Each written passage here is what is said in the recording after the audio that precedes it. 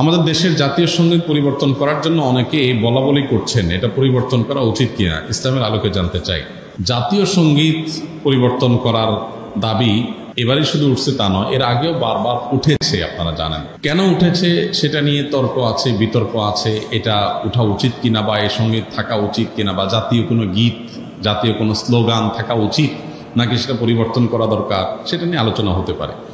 আমি সে আলোচনায় যাব, তার আগে একটু প্রাসঙ্গিক অন্য একটা বিষয়ে বলি। সেটা হলো যে দেশপ্রেমের নামে, দেশত্ববোধকতার নামে, দেশত্ববোধক কাজের নামে আপনি কোনো গীত, মিউজিক সংযুক্ত করে, বাদ্যযন্ত্র সংযোগে আপনি যদি কাউকে শুনতে বাধ্য করান, তাহলে সেটা তার স্বাধীনতার খর্ব করার শামিল, বিশেষ করে মুসলমানদের ক্ষেত্রে। কারণ ইসলাম যেহেতু বাদ্যযন্ত্র যোগে কোনো গান বাদ্যকে অ্যালাউ করে না, কোনো গানকে অ্যালাউ করে না, বিধায় আপনি দেশাত্মবোধক গানের নামে, দেশপ্রেমের নামে আপনি আমাকে যদি এটা চাপিয়ে দেন, তাহলে এটা হবে আমার অধিকার লঙ্ঘন করা, আমার অধিকার খর্ব করা। সোজা কথা, দেশের সংখ্যাগরিষ্ঠ মানুষ যেটাকে হারাম মনে করে সেই কাজ আপনি দেশের মানুষের উপর চাপিয়ে দিতে পারেন না।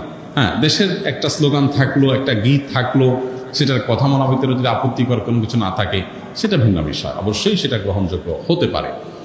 এবার আসা যাক এই গানটা নিয়ে, যে আমাদের যে জাতীয় সঙ্গীত আছে, আপনারা জানেন যে রবীন্দ্রনাথের লেখা এই গানটি বাংলাদেশের জন্মেরও আরো বহু আগে তিনি লিখেছেন।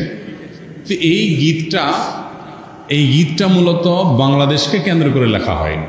বাংলাদেশকে কেন্দ্র করে যেটা লেখা হয়নি, সেটা কেন বাংলাদেশের জাতীয় সঙ্গীত হতে যাবে, এটা একটি বিষয়। আরেকটা বিষয় হলো, যেই গীতের মধ্যে কোথাও বাংলাদেশ শব্দটাই নেই, সে গীত কিভাবে এদেশের জাতীয় সঙ্গীত হতে পারে? বিধায় আমি তো মনে করি যে এই দাবিটা অযৌক্তিক না, যে আমাদের জাতীয় সঙ্গীত পরিবর্তন করা এটা সময়ের সবচেয়ে গুরুত্বপূর্ণ দাবিগুলোর মধ্যে থেকে একটি।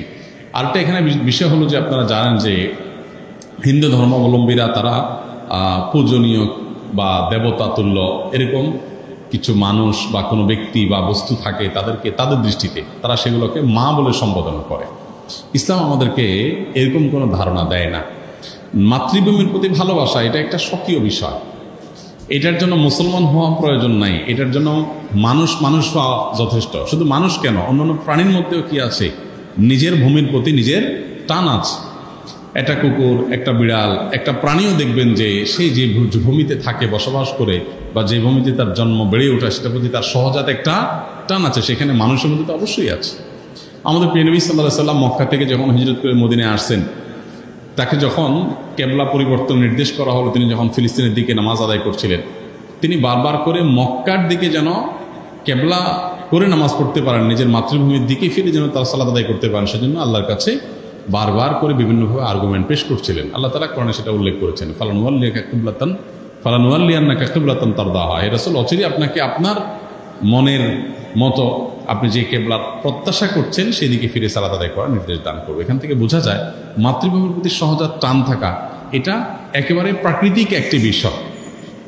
বিধায় এইটার জন্য কোনো জাল হাদিস বানানোর কোনো প্রয়োজন নাই, যে হব্বুলতন মিনাল ইমান, দেশপ্রেমের অঙ্গ, এরকম কোনো হাদিস নবী সাল্লাল্লাহু আলাইহি ওয়াসাল্লাম বলেন না। নবী সাল্লাল্লাহু আলাইহি ওয়াসাল্লাম নিজেই নিজের মাতৃভূমির মধ্যে তার ভালোবাসা ছিল। সো একজন মানুষ হিসেবে আমাদের মধ্যে সেটা থাকবে, দায়িত্বশীলতা থাকবে, সেটাই স্বাভাবিক।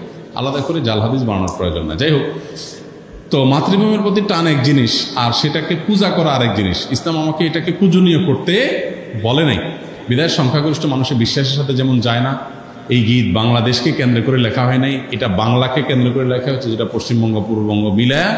অতএব এই জ্ঞান মূলত এই দেশের জন্য না, যার কারণে এই গীত বা স্লোগান বাংলাদেশের এটা পরিবর্তন হওয়াটাই হলো যৌক্তিক।